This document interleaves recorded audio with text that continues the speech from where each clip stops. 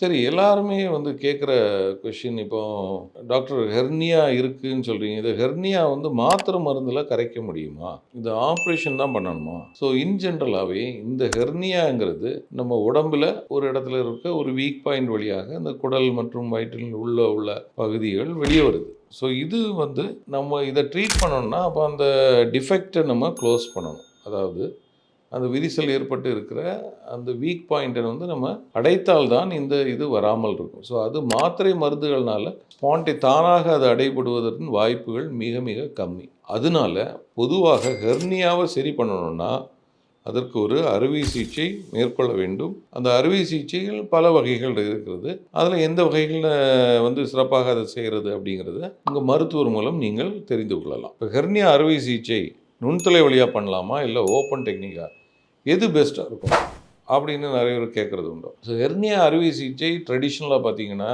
அந்த மடிப்பகுதியில் ஒரு சிறிய கிழிசல் வழியாக அது வழியாக வலைகளை மெஷ் என்று சொல்லுவோம், அதை வைத்து ரிப்பேர் பண்ணுறது தான் ஸ்டாண்டர்ட் ஆஃப் கேராக இருந்தது. ஹெர்னியோபிளாஸ்டி அப்படின்னு சொல்லுவாங்க. ஆனால் இன்னைக்கு நவீனமாக டெவலப் ஆகிட்டு இருக்கிறது தான் லேப்ரோஸ்கோபிக் ஹெர்னியோபிளாஸ்டி மெஷ் ரிப்பேர். அதாவது நுண்துளை வழியாக அதே அறுவை சிகிச்சையை செய்வது. சரி, இதில் என்ன டாக்டர் அட்வான்டேஜ் இருக்குது? இப்போ நுண்துளை வழியாக பண்ணும்போது உங்களுக்கு பார்த்தீங்கன்னா 2 பக்கமும் இருந்தனால ஒரே தழும்பு வழியாக நீங்கள் வந்து அறுவை சிகிச்சை செய்து கொள்ள முடியும். அதே மாதிரி நுண்துளை வழியாக நம்ம உள்ளே பார்க்கும்போது மிக துல்லியமான ஒரு டிசெக்ஷன், அதாவது இந்த மேக்னிஃபிகேஷன் எஃபெக்ட் ஆஃப் லேப்ரோஸ்கோப்பினால ஒரு கிளியர் அண்ட் ப்ரிசைஸ் சர்ஜரி வந்து நம்ம இந்த லேப்ரோஸ்கோப்பினால் பண்ண முடியும். அதுபோக நுண்துளை அறுவை சிகிச்சையில் பார்த்தீங்கன்னா ஜென்ரலாக இரத்த இழப்பு மிக மிக கம்மி. அதே மாதிரி வலை நம்ம உள்ளே வைக்கிற மெஷ், அது ஃபிக்சேஷன், இதெல்லாம் வந்து மிக பர்ஃபெக்டாக இருக்கும். இன்னொன்று, நுண்துளை வழியாக நம்ம உள்ளே இருந்து வைக்கும்போது அந்த என்டையர் ஏரியா வீக்காக இருக்கிற ஏரியாவில் ஒரு பெரிய மெஷ், ஓப்பன் டெக்னிக்கில் வைக்கிறதோட பெரிய மெஷ் நம்ம வைத்து அதை சீல் பண்ணுவதனால ரெக்கரன்ஸ் சான்ஸும் மிக மிக குறைவாக இருக்கிறது. இது போக இந்த ரெக்கவரி டைம், அதாவது விரைவிலே வந்து எழும்பி நடப்பதற்கும் விரைவிலே வீடு திரும்பி நார்மல் வேலைக்கு திரும்புவதற்கும் இந்த நுண்துளை அறுவை சிகிச்சை வந்து மிக மிக யூஸ்ஃபுல்லாக இருக்குது. ஸோ உங்களுக்கு ஹெர்னியா சர்ஜரி வந்து பண்ணிக்கணுமா, நீங்கள் இந்த laparoscopic approach is one of the latest and best approach.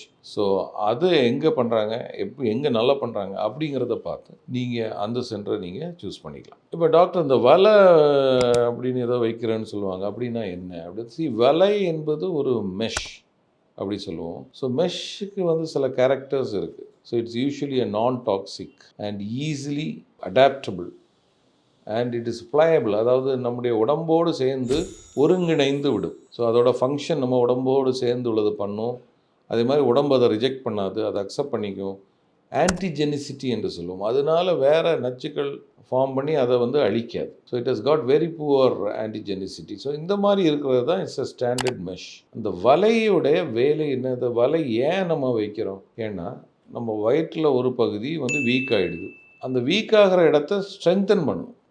இப்போ ஒரு இடத்துல செவரு வந்து ஓட்டாயிடுது, இப்போ ஓட்டையை நம்ம வந்து அடைக்கிறோம். ஆனால் அடைக்கும்போது திரும்பி ஓட்டமாகாமல் இருக்க இன்னொரு லேயர் போட்டு என்ன செய்கிறோம், அதை இன்னும் ஸ்ட்ராங் ஆக்குறோம். ஸோ அதே மாதிரி தான் இதில் இன்னொரு லேயர் வைத்து அதை இன்னும் மீண்டும் வலுவாக அந்த ரெக்கரன்ஸ் வராமல் ப்ரிவெண்ட் பண்ணுறதுக்கு தான் இந்த மெஷ் வந்து வைக்கிறது. ஸோ இந்த மெஷ் வைக்கிறதோட மோஸ்ட் இம்பார்ட்டன்ட் ஃபங்க்ஷனே is to prevent the hernia, திரும்பி வராமல் இருக்கிறதுக்கான இந்த வீக் பாயிண்ட்டை ஃபுல்லாக சீல் பண்ணுறதுக்கு தான் இந்த மெஷ் வந்து யூஸ்ஃபுல்லாக இருக்குது. இப்போ எங்கள் அப்பாவுக்கு 80 வயசு ஆயிடுச்சு டாக்டர். அப்போ அவருக்கு ஹெர்னியா இருக்குது, சர்ஜரி பண்ணிக்கணுமா, வெயிட் பண்ணலாமா, என்ன பண்ணலாம்?